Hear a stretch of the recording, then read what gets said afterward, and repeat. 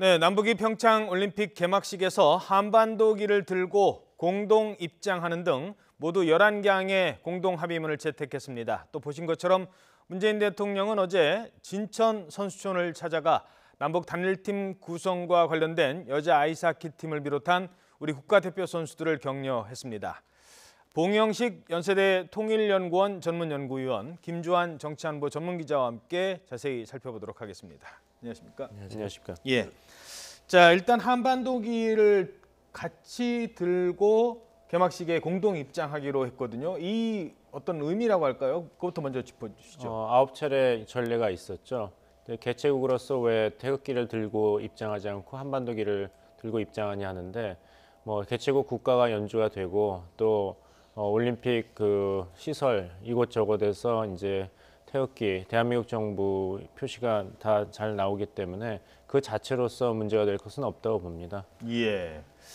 그리고 일단 그 여러 가지 어제 합의사항 중에 하나가 이제 육로를 통해서 경의선을 이용해서 또 내려오기로 한 이 부분도 주목이 되죠. 네, 정확히 말하면 경의선 육로죠.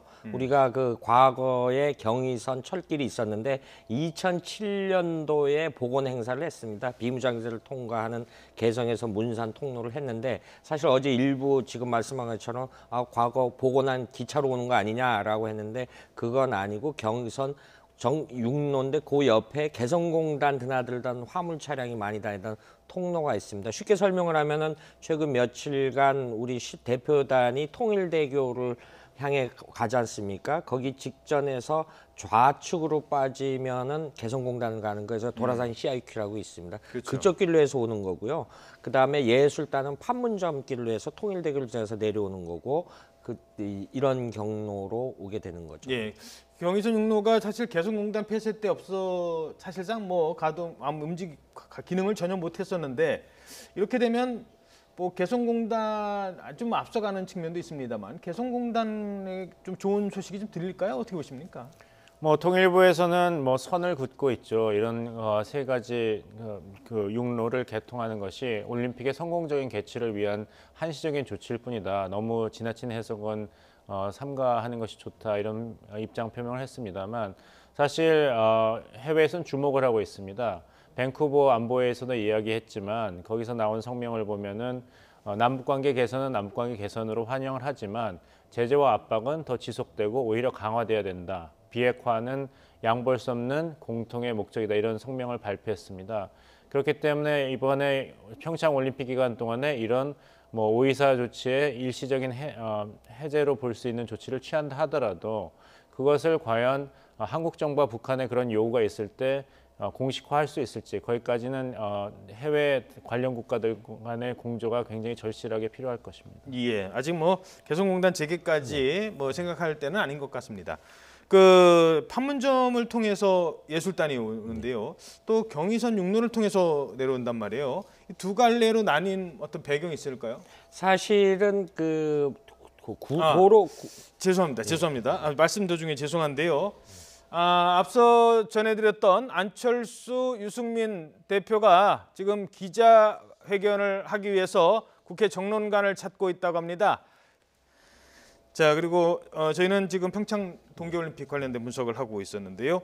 앞서 제가 질문드리다 말았는데 지금 그러니까 이 예술단은 판문점으로 오고 또 나머지 지금 응원단은 경의선으로 오는데, 네. 또 동해선도 지금 활용될 계획이지 않습니까? 네, 지금 두 가지 길은 이제 순차적으로 오고요. 선수단은 2월 1일 오고 나머지 예술단은 2월 7일 오는데, 여러 가지 도로 사정이나 북측 내부 여건이 좀 감안된 것 같습니다. 이렇게 취재를 해보면요. 그러면 일단 판문점 도로 구조가 기존 도로이기 때문에 좀 곡선화, 겨울철이고 이런 부분도 있고, 그다음에 이 동해선의 경우는 우리가 1월 23일부터 25일까지 금강산 합동문화행사나 그 위에 그 원산 마식령 스키장의 시설 점검을 해서 선발대가 올라가죠. 아무래도 육로로 그 인근에 갈마 비행장이라고 하는데, 비행기로 가게 되면 여러 가지 대북 제재에 또 복잡한 문제가 발생하니까 아무래도 육로로 올라갈 가능성인데, 거기는 고속도로는 아니고요. 취재를 해보면은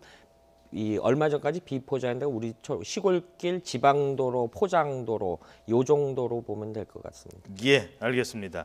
자, 그래서 세 군데 중에 하나 동해선을 이용하는 경우는 이제 마식령 스키장에 우리 선수단 그리고 북한의 스키 선수단이 함께 그 스키 훈련을 하는 모습을 공개하겠다. 이걸 우리가 먼저 또 제안을 했거든요. 사실 이거는 올림픽이랑 아주 민첩한 관계는 없는 건데 여기까지 포함시킨 뭐 배경이라고 할까요? 어떻게 보십니까? 이제 이번 평창 올림픽 게임을 통해서 이제 남북 관계 개선의 추동력을 얻음으로써 이제 한반도에서 한국 정부가 좀 주도권을 확보하는 구도로 나가겠다 이런 첫 수순으로 보입니다. 근데 이게 좀 아쉬운 것이 올림픽은 순수한 인류의 스포츠 제전인데 이것이 평창 동계올림픽 게임이 아니라 북한에서 응원단 보내고 태권도 시범단까지 보내고 그래서 이게 뭐 평양 올림픽 게임 아니면은 남북한의 스포츠 문화 축제로 변질되는 것이 자꾸 보이는데 예. 사실 우리나라가 이 평창 올림픽을 개최하게 된 것은 세 번째 도전에서 성공한 거 아니었습니까? 첫 시도에서 밴쿠버한테 졌고 두 번째 소치한테 졌습니다. 세 번째 성공한 이유는 그때 유치에 일하셨던 분들 이야기를 들으면 저희가 이렇게 설명을 바꿨답니다. 처음 두 번에는 이 한반도의 스포츠를 통한 평화가 오면은 국제 평화에도 기여하고 한반도 통일에도 기여를 한다 그랬는데 IOC 의원들은 이거는 스포츠 행사지 정치라든지 안보 문제랑 분리돼야 된다. 그래서 이제 세 번째 도전할 때는 그 슬로건을 새로운 지평, 뉴 호라이즌이라고 했습니다. 그래서 이제까지 올림픽 개최는 다 전통적인 강국, 유럽, 북미에서만 했는데 아시아에서는 이제까지 두 번밖에 개최를 안 했고 두 번 다 일본이다. 예. 그래서 동계올림픽이 정말 진정한 인류의 축제가 되려면 한국 같은 나라에서 그리고 아프리카, 남미에서 제2의 김연아가 계속 나올 수 있도록 젊은 세대, 새로운 영역을 개척해야 된다는 것이 IOC 의원들의 마음을 움직였습니다. 그런데 이것이 문재인 정부에 와서는 다시 어떻게 남북 관계 개선이라는 데 초점이 움직이고 있는 것 같아서 이런 면에서는 평창 동계올림픽 게임이 진정한 인류의 축제 그리고 세계의 공감을 얻는 소위 흥행에 성공하고 공감을 얻는 행사로 하는 데는 정부가 노력을 가층 배가해야 될 것입니다. 예. 지금 아까 사진 잠깐 봤는데요. 마식령 스키장에 김정은이 혼자 그 리프트 타고 가면서 담배 피고 걸어가는 이렇게 타고 가는 모습 보였잖아요. 지금 저 사진인데 김정은한테 특히 마식령 스키장은 남다른 의미가 있는 것 아니겠습니까? 10대 때 스위스에서 공부를 했지 않습니까? 예. 스위스 이제 유럽 중에 이제 본인이 스키도 탔다라고 하고요. 마신 스키장 옆에 세포군이라고 있습니다. 그 세포농장이라고 만들었는데 그게 실패를 했죠. 왜냐하면 본인은 스위스의 목초지 이런 연상을 했죠. 그래서 저건 역시 2012년 집권하자마자 8개월 만에 그러니까 우리처럼 뭐 최고의 시설을 했다라고 하는데 들리는 이제 탈북자들의 전에 따르면 리프트 저것도 그 대외 물자가 반입이 안 되니까 저것이 수입이 안 되니까 삼지연에 있는 백두산 인근에 있는 중고라든가 중국 그래서 좀 전기 공급이 사실상 좀 안 된다. 그래서 예. 그래서인지 몰라도 어제 우리 천혜성 차관이 국가대표 선수들은 저기서 거리상 여러 가지 문제가 있기 때문에 훈련하지 않은 게 아니라 우리 다른 스키어들이 가서 한다라고까지만 이야기를 한 거죠. 그렇죠. 그 올림픽이랑 큰 대회 앞둔 국가대표가 저기까지 가서 훈련을 할 필요는 없죠. 현지 훈련이 우리 평창에서 하는 게 맞겠죠. 다른 선수들이 하는 거라고 보고 있겠습니다. 그리고 또 하나가 이제 아이스하키 문제인데요. 어제 문재인 대통령이 아이스하키 그 여자 대표팀 선수들을 만나서 좀 보듬어주는 모습도 보였습니다. 하지만 아직도 스위스 우리의 첫 상대 지금 반대하고 왜 거기만 엔트리 늘려주느냐? 뭐 그럴 만도 해요. 그런 얘기가 나올 법도 합니다. 뭐 그쪽 입장에서 본다면 일본도 지금 반대할 것 같고 이게 국제적인 문제는 아직 해결이 좀 덜 되고 있는 것 같아요. 네, 국제적인 문제도 해결이 안 되고 있고 문재인 정부가 가지고 있던 정치적 자산에 큰 타격이 오지 않을까 생각합니다. 만약에 이번 평창 올림픽 게임이 성공적으로 개최되고 남북관계 개선이 되더라도 문재인 정부의 이제 국내 지지 기반에 큰 흠결이 가지 않을까 생각합니다. 특히 젊은 2030 층에서. 세대 말씀하신 건가요? 왜냐하면 이제 문재인 정부의 가장 큰 정치 자산은 이전 정부와는 다르다는 점이었습니다.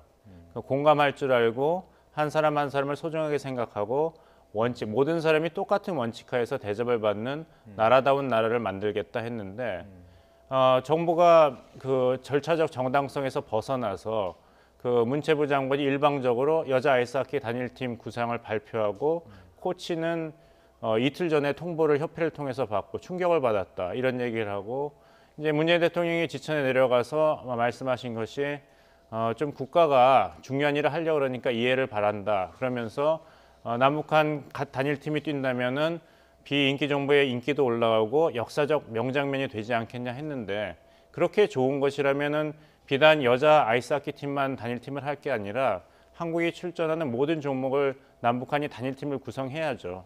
그러니까 이런 정부가 자꾸 어색하고 궁색한 변명을 한다면 결국에는 이제까지 문재인 정부의 가장 큰 자산이었던 원칙을 지키고 한 사람 한 사람을 소중히 여기는 정부라는 이미지에 큰 타격이 갈 겁니다. 예. 자, 올림픽이 평화의 상징이기도 합니다만 선수들 개인에게는 큰 의미가 있기 때문에 그런 고민을 해야 하는 것 같습니다.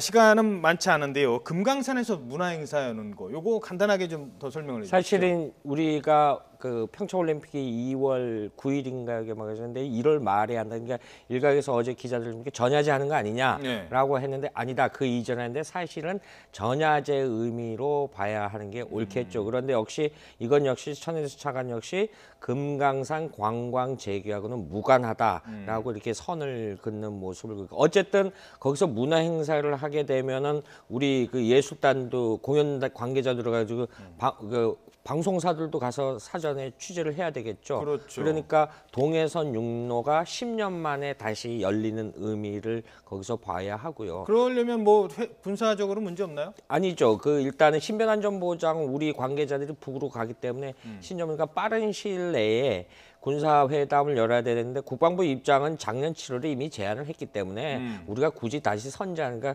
북측이 이 부분에 대해서 하자라고 연락이 올 것이다. 그래서 자연스럽게 빠르면 이번 주 안에 열릴 것으로 이렇게 예상들을 하고 있는 거죠. 예. 그래서 판문점도 열리고 경의선도 열리고 또 동해선도 이렇게 세 군데가 다 지금 이번 평창 올림픽 기간을 통해 교류를 하게 되는 그런 모습입니다.